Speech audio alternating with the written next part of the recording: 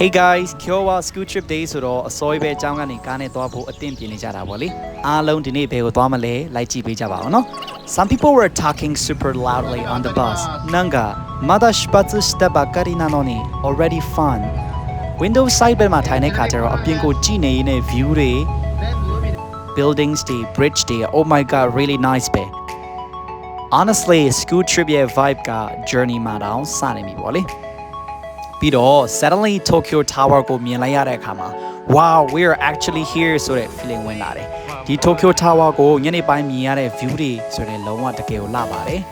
အဲ့တော့ Tokyo Tower ပြီးတဲ့အချိန်မှာခဏလောက်15မိနစ်လောက် break လုပ်ပါတယ်အပေါ်ပါးတွေပါသွားရင်လည်းကားပေါ်ပြန်တက်ပြီးတော့ခရီးကိုဆက်လက်ပြီးတော့နေပါတယ် and then one of my favorite moments just came here So, အဲ့ဒါကတော့ Fujisan မြင်ရတဲ့မြင်ကွင်းပါ First time မြင်လိုက်ရတဲ့အခါမှာ bus တရားလူတွေအားလုံးပြပောက်ပဲကိုကြည့်ပြီးတော့ everyone suddenly became photographers. I spent like 5 minutes just staring at it and then ဆက်လက်ပြီးတော့သွားရင်းနဲ့ပထမဦးဆုံးသွားတဲ့နေရာကတော့ Hakone မှာရှိတဲ့ Odawara Jaw လို့ခေါ်တဲ့ Odawara Castle ကိုအရင်ဆုံးသွားမယ်hiking နဲ့လောက်ရတဲ့လမ်းတစ်လျှောက်လုံးမှာအာကြီးဆိုင်လို့ခေါ်တာ hydrangea 6လကြာပွင့်တဲ့ဘန်းတွေအများကြီးရှိတော့တပုံရိုက်လို့ကောင်းတယ်စန်းစိနဲ့ random conversation တွေပြောရင်းတက်သွားတာဆိုတော့မပင်ပန်းဘူးလို့ခံစားရတယ် castle ကိုပုံထဲမှာမြင်ရတာထက်ဆိုင်အပြင်မှာမြင်ရတာကြီးကျယ်ခမ်းနားပြီးတော့တကယ်ကိုမိုက်ပါတယ်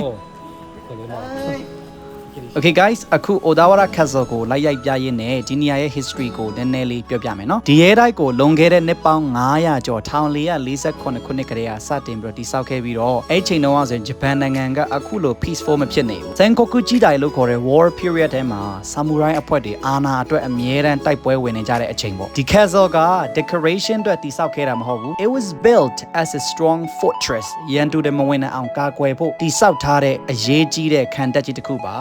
Powerful samurai army တွေလာတိုက်ခိုက်တာတောင်မှလွယ်နဲ့မသိမ့်ပိုက်နိုင်ခဲ့ဘူးဒါကြောင့်လူတွေကဒီကို impregnable castle လို့ခေါ်ကြတာပါနောက်ပိုင်းကျတော့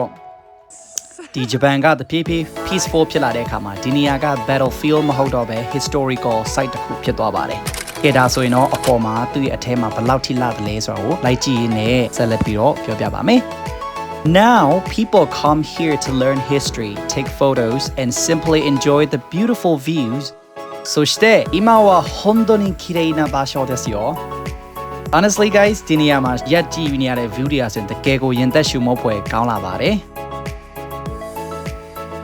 ရဲတိုက်လေအပြီးမှာဘိုက်လဲစားကြပြီဆိုတော့ we made our lunch spot အဲ့ဒါကတော့ဒီ Odawara မှာရှိတဲ့ Zuzuhiro လို့ခေါ်တဲ့အဆိုင်ကြီးမှာသွားစားတာဖြစ်ပါတယ်။ဆောင်ပုတ်ကတော့ Umashi, Atarashi, Omoshiroshi လို့ခေါ်တဲ့အရသာရှိတဲ့စမ်းသစ်တဲ့စိတ်ဝင်စားဖို့ကောင်းတဲ့နေရာဖြစ်ပါတယ်။တန်းစဲကိုအရင်ဦးဆုံးဒီအစားအသောက်နာမည်ဘယ်လိုခေါ်လဲမေးလိုက်တဲ့အခါမှာစန်းစဲကလည်းဘယ်လိုခေါ်လဲမသိပါဘူးဆိုပြီးတော့ဗောနော်။နောက်ပြီးတော့စန်းစဲက Okondate menu စာရွက်လေးကြည့်ခိုင်းတဲ့အခါမှာ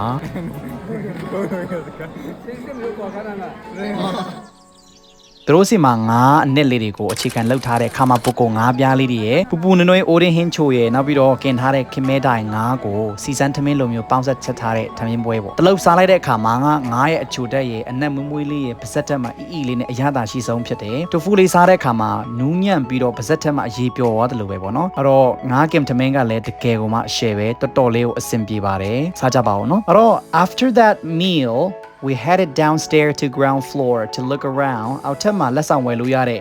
local souvenirs တွေနဲ့မုတ်တွေအများကြီးပဲ Let's go and see what they have. တော်တော်ကိုမှစုံလင်ပါတယ်အမကြီးလည်းတေချာကြည့်နေပါတယ်ဒါကတော့သူတို့ရဲ့ local ပေါ့ဒီဒေသမှာထွက်တဲ့ Odawara မှာထွက်တဲ့ပစ္စည်းတော်တော်များများကိုဒါကလည်းပြီးတော့ရောင်းချထားတာဖြစ်ပါတယ်ဒီလိုခီးစဉ်မျိုးကကို budget နဲ့ကိုလာရမယ်ဆိုရင်မဖြစ်လောက်ဝတ်ထင်ပေမဲ့အခုတော့အကြောင်းရဲ့ကျေးဇူးနဲ့အခုတော့ဒီနေရာကိုရောက်ရှိခဲ့ပြီပေါ့နော်နောက်တစ်နေရာကိုတောအထက်တောင်လီလီဖြတ်ကျော်ရင်းနဲ့ရှမ်းပြည်ပြန်တဲ့ vibe ကိုရရှိသွားစေတယ်နောက်ထပ်တစ်နေရာကတော့ Hakone Machi ဖြစ်ပါတယ်